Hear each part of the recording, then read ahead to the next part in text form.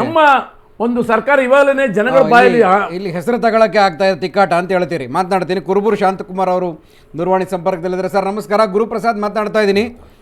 ನಮಸ್ಕಾರ ಸರ್. ಈಗ ಕಬ್ಬು ಬೆಳೆಗಾರರ ಹೋರಾಟ ಒಂಥರ ಪ್ರತಿ ವರ್ಷದ ಒಂಥರ ಅದು ನಿಯಮ ಆಗ್ಬಿಟ್ಟಿದೆ, ಟೈಮ್ ಟೇಬಲ್ಲು. ಸರ್ಕಾರಗಳು ಯಾವುದೇ ಬರಲಿ ನಮ್ಗೆ ಹೋರಾಟ ಮಾಡಲೇಬೇಕು, ನಮಗೆ ದುಡ್ಡು ತೆಗೆದುಕೋಬೇಕು, ಬಾಕಿ ಬರಬೇಕು, ಬೆಂಬಲ ಬೆಲೆ ಬರಬೇಕು ಅಂತ ಈ ಥರ ಟೈಮ್ ಟೇಬಲ್ ಆಗಿಬಿಟ್ಟಿದೆ. ಎಲ್ಲದಕ್ಕೂ ಬೆಲೆ ಜಾಸ್ತಿ ಆಗುತ್ತೆ, ಆದರೆ ರೈತರಿಗೆ ಈ ರೀತಿ ಬೆಂಬಲ ಬೆಲೆ ಕೊಡೋದಕ್ಕೂ ಒದ್ದಾಡ್ತಾ ಇದೆ. 6ನೇ ದಿನ 7ನೇ ದಿನ ಸರ್ ಇದು ಆಗಬಾರ್ದಾಗಿತ್ತು, ಇದು ಕಂಟಿನ್ಯೂ ಆಗ್ತಾನೆ ಇದೆ. ಮುಂದಿನ ನಿರ್ಧಾರ ಏನು ಅಂತ?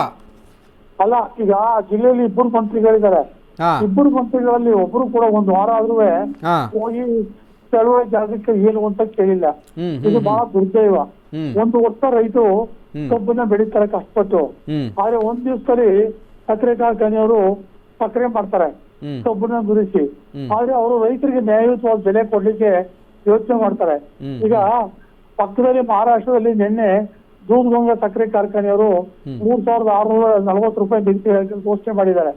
ಮತ್ತೊಂದು ಕಾರ್ಖಾನೆಯವರು ಹಾಗಲ್ಲಂತ ಅವರು 3450 ರೂಪಾಯಿ ನಿಗದಿ ಮಾಡಿದ್ದಾರೆ. ಮತ್ತೆ ಈಗ ನಮ್ಮ ಸರ್ಕಾರದವ್ರು ಹೇಳ್ತಾರೆ ನಮ್ಗೆ ಅಧಿಕಾರ ಇಲ್ಲ, ಕೇಂದ್ರ ಸರ್ಕಾರದ ಪಾತ್ರ ಅಂತ.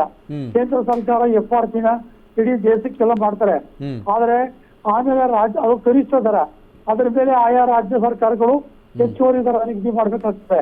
ಈಗ ಉತ್ತರ ಪ್ರದೇಶದಲ್ಲಿ 4000 ರೂಪಾಯಿ ನಿಗದಿ ಮಾಡಿದ್ದಾರೆ, ಹರಿಯಾಣದಲ್ಲಿ 4150 ರೂಪಾಯಿ ನಿಗದಿ ಮಾಡಿದ್ದಾರೆ.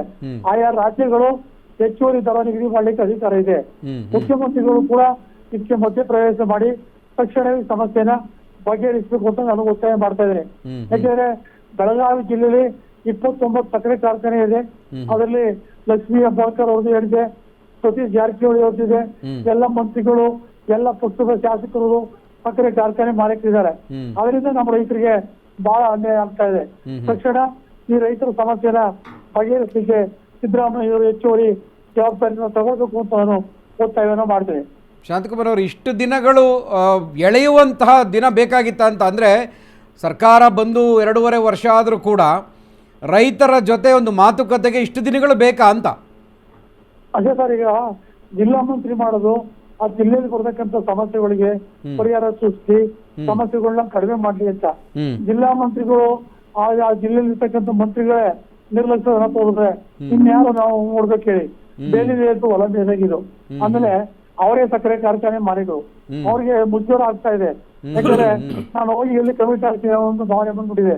ಅದರಿಂದ ಸಿದ್ದರಾಮಯ್ಯವರು ಇವರೇ ಕಾರ್ಖಾನೆ ಮಾಲೀಕರನ್ನ ಕರೆದು ಅವ್ರಿಗೆ ಬುದ್ಧಿವಾದ ಹೇಳಿ ಹೆಚ್ಚುವರಿ. ನಿಜಕ್ಕೂ ನನಗೆ ಹಾಸ್ಯಾಸ್ಪದ ಅನ್ಸೋದೇನು ಅಂದ್ರೆ ಶಾಂತಕುಮಾರ್ ಅವರೇ, ಅದಕ್ಕೋಸ್ಕರ ಒಂದು ಪೋರ್ಟ್ಫೋಲಿಯೋನೇ ಕ್ರಿಯೇಟ್ ಮಾಡಿದ್ದಾರೆ, ಒಂದು ಸಕ್ಕರೆ ಸಚಿವರನ್ನಾಗಿ ಮಾಡಿಬಿಟ್ಟಿದ್ದಾರೆ ಅದಕ್ಕೊಂದು. ಸೊ ಅವ್ರಿಗೂ ಕೂಡ ಜವಾಬ್ದಾರಿ ಇರಬೇಕಾಗಿತ್ತು. ನನ್ನ ಖಾತೆಗೆ ಸಂಬಂಧಪಟ್ಟಾಗೆ ನಾನೇನು ಡೆಡಿಕೇಟ್ ಮಾಡ್ಬೋದಾಗಿತ್ತು ಅಂತ.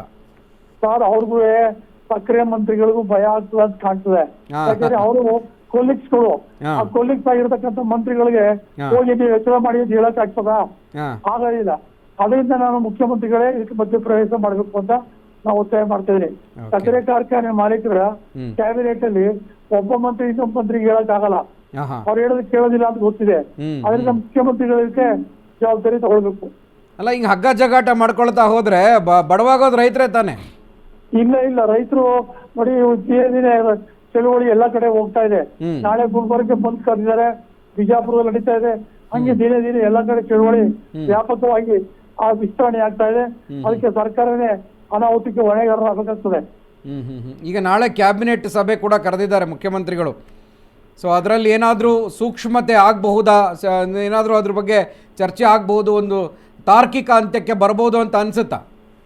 ಮಾಡಬಹುದು. ಮುಖ್ಯಮಂತ್ರಿಗಳು ಕ್ಯಾಬಿನೆಟ್ ಅಲ್ಲಿ ಚರ್ಚೆ ಮಾಡಿ ರೈತರಿಗೆ ಸರ್ಕಾರದಿಂದ 200 ರೂಪಾಯಿ ಕೊಡ್ತೀನಿ, ನೀವು ಕಾರ್ಖಾನೆಯವರು 2300 ಕೊಡಿ ಅಂತ ಹೇಳಿ ಹೇಳ್ಬೋದು. ಅಥವಾ ಸರ್ಕಾರ 100 ರೂಪಾಯಿ ಕೊಡ್ತದೆ, 3400 ಕೊಡಿ ಅಂತ ಹೇಳ್ಬೋದು. ಅದು ಮುಖ್ಯಮಂತ್ರಿಗಳ ವಿವೇಚನೆಗೆ ಬಿಟ್ಟಂತ ವಿಚಾರ. ಯಾಕೆಂದ್ರೆ ಅವರು ಒಂದು 100 ರೂಪಾಯಿ ಕೊಟ್ರೆ 1000 ಕೋಟಿ ಖರ್ಚಾಗಬಹುದು ಸರ್ಕಾರಕ್ಕೆ. ಆದ್ರೆ 5000 ಕೋಟಿ ಸರ್ಕಾರಕ್ಕೆ ಕಬ್ಬು ಬೆಳೆಗಾರರಿಂದ ತೆರಿಗೆ ಬರ್ತದೆ. ಅದನ್ನೇ ನಮಗೆ ಕೊಟ್ಟರೆ ತೆಪ್ಪೇನಾಗಲ್ಲ ಅಂತ ನಾನು ಹೇಳಿ ಬಯಸ್ತೇನೆ. ಸರ್, ಇನ್ನೊಂದು ಪ್ರಶ್ನೆ ಏನಂತಂದ್ರೆ, ಪ್ರತಿ ಬಾರಿಯೂ ಕೂಡ ನಾವು ಸೈಂಟಿಫಿಕ್ ರೀಸನನ್ನು ಹೇಳ್ತೀವಿ, ಸೈಂಟಿಫಿಕ್ ರೇಟ್ ಫಿಕ್ಸ್ ಆಗಬೇಕು, ವೈಜ್ಞಾನಿಕ ಬೆಲೆ ನಿಗದಿ ಆಗಬೇಕು ಅಂತ. ಹೆಂಗೆ ಅದನ್ನು ಕ್ಯಾಲ್ಕುಲೇಟ್ ಮಾಡೋದಾದ್ರೂ ಹೆಂಗೆ? ಸರ್ಕಾರ ಅದರಲ್ಲಿ ಏನಾದರೂ ಎಡವಿದೆಯಾ ಅಂತ? ಸರ್, ಈಗ ಕ್ಯಾಲ್ಕುಲೇಷನ್ ಮಾಡ್ತದೆ, ಆದ್ರೆ ಗಂಭೀರವ ಪರಿಗಣಿಸಲ್ಲ. ನೋಡಿ, ಫೆಬ್ರವರಿ ತಿಂಗಳಲ್ಲಿ ಕರ್ನಾಟಕ ಸರ್ಕಾರದ ಕೃಷಿ ಇಲಾಖೆ ಒಂದು ವರದಿ ಕೊಡ್ತದೆ. ಏನಂತ, 1 ಟನ್ ಕಬ್ಬು ಬೆಳಿಲಿಕ್ಕೆ ರೈತರಿಗೆ ಕನಿಷ್ಠ 3,700 ರೂಪಾಯಿ ಉತ್ಪಾದನೆ ವೆಚ್ಚ ಆಗ್ತದೆ. ಅದಕ್ಕೆ 20% ಲಾಭ ಸೇರಿದ್ರೆ 4,400 ರೂಪಾಯಿ ನಿಗದಿ ಮಾಡಬೇಕು ಅಂತ ಹೇಳಿ ವರದಿ ಕೊಡ್ತಾರೆ. ಆ ವರದಿನ ಕಬ್ಬು ಅಭಿವೃದ್ಧಿ ಆಯುಕ್ತರು ಕೇಂದ್ರದ ಕೃಷಿ ಬೆಲೆ ಆಯೋಗ ಕೊಡ್ತಾರೆ. ಅಂದ್ರೆ ಅವ್ರು ವರದಿ ಕೊಟ್ಟಿರೋ ಉದ್ದೇಶ ಏನು, ರೈತರು ನಷ್ಟ ಆಗ್ತದೆ ಅಂತ ಹೇಳಿ. ಅದಕ್ಕೇನೆ ಇವತ್ತು ರೈತರು ಹೋರಾಟ ಮಾಡ್ತಾ ಇರೋದು. ಅದರಿಂದ ಸರ್ಕಾರ, ಮುಖ್ಯಮಂತ್ರಿಗಳು ನಮ್ದೇ ಸರ್ಕಾರ ಇಷ್ಟು ವರದಿ ಕೊಟ್ಟಿದೆ, ಅದರಿಂದ ರೈತರಿಗೆ ಲಾಸ್ ಆಗಬಾರ್ದು ಅಂತ ಅವರು ಇದ್ರ ಬಗ್ಗೆ ಆಲೋಚನೆ ಮಾಡಬೇಕು ಅಂತಕ್ಕಂಥದ್ದು ನಮ್ಮ ಒತ್ತಾಯ. ಓಕೆ ಓಕೆ ಈಗ ಏನು ರೈತರು ಏನು ನಿರ್ಧಾರ ಮಾಡಿದಿರಿ, ಇವೆಲ್ಲ ಮುಖಂಡರುಗಳು ಏನು ನಿರ್ಧಾರ ಮಾಡಿದಿರಿ? ಸರ್ಕಾರದ ಮೇಲೆ ಒತ್ತಡ ತಂದಿದ್ದಾಯ್ತು, ಇಷ್ಟೊಂದು ಪ್ರತಿಭಟನೆಗಳು ನಡೆದಿದ್ದು ಆಯಿತು, ಸರ್ಕಾರ ಇದಕ್ಕೂ ಕೂಡ ಏನಾದರೂ ಹಿಂದೇಟು ಹಾಕಿದ್ರೆ ಏನು ಮಾಡ್ತೀರಿ ಅಂತ? ಇಲ್ಲ ಸರ್, ಚಳುವಳಿ ಯಾವುದೇ ಕಾರಣಕ್ಕೂ ಇರಲಿಲ್ಲ. ವ್ಯಾಪಕವಾಗಿ ಇಡೀ ರಾಜ್ಯವ್ಯಾಪಿ ಚಳುವಳಿ ಮುಂದೆ ಹೋಗ್ತದೆ. ಸರ್ಕಾರ ಅದರ ಹೊಣೆಯನ್ನು ಹೊರಬೇಕಾಗ್ತದೆ ಮುಂದೆ. ಓಕೆ ಓಕೆ ಮುಖ್ಯಮಂತ್ರಿಗಳು ತಕ್ಷಣವೇ ಇದು ಮಧ್ಯಪ್ರವೇಶ ಮಾಡಿ ಸಮಸ್ಯೆನ ಬಗೆಹರಿಸ್ತಾರೆ. ಓಕೆ ಸರ್, ನಮ್ಮ ಜೊತೆ ನಮ್ಮ ಸ್ಟುಡಿಯೋದಲ್ಲಿ ಕಾಂಗ್ರೆಸ್ ವಕ್ತಾರರಿದ್ದಾರೆ. ಅವರು ಸರ್ಕಾರದ ಪರವಾಗಿ ಅನೇಕ ವಿಚಾರಗಳನ್ನು ಹೇಳುತ್ತಾ ಇದ್ರು. ಅವರು ನಿಮ್ಮ ಜೊತೆ ಮಾತನಾಡ್ತಾರೆ. ಕುಮಾರ್ ಅವರೇ ಹೇಳಿ ಸರ್. ಅಣ್ಣ ನಮಸ್ಕಾರ. ಶಾಂತಣ್ಣ, ಹೇಳಿ ಸರ್. ಕುಮಾರ್ ಮಾತಾಡ್ತೀನಿ.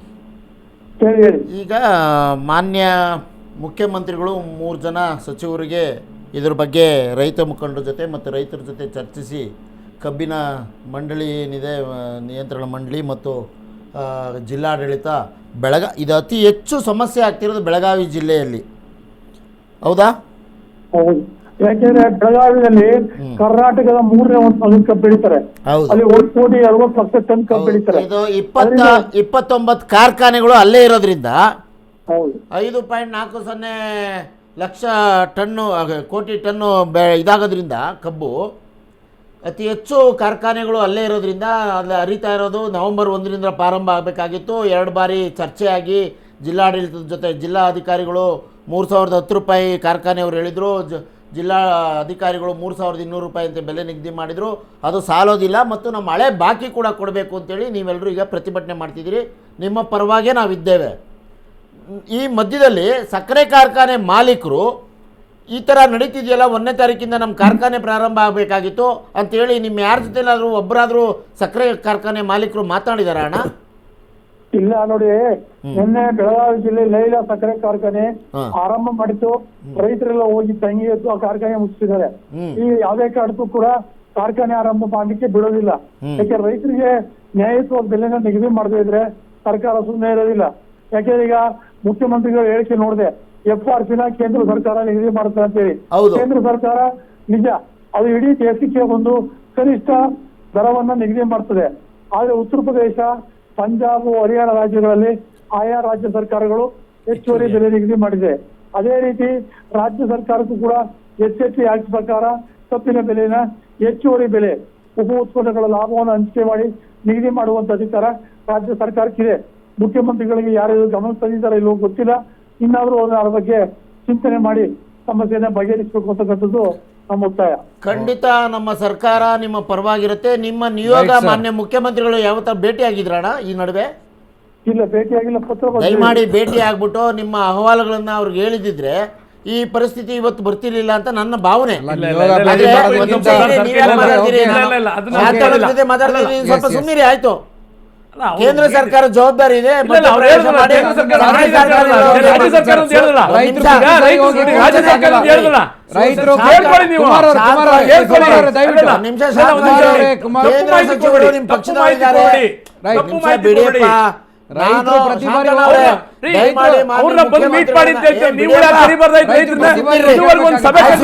ಗೊತ್ತಿದೆ.